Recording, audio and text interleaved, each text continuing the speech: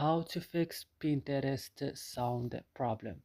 Hello everyone, wherever you are. In today's video we talk about how to fix this problem on your Pinterest. Just watch this video till the end. So first you need to go and open the settings of your phone, then go directly and open apps option.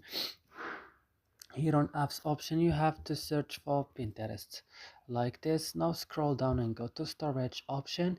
Here you can go to the last button, clear data, and click OK, and then you have to back and click on force stop, click also OK. Now what you should do, you have to go to permission option and go to files and media and allow access to media only like here, and after this your problem will be solved. So I hope this video is helpful for you.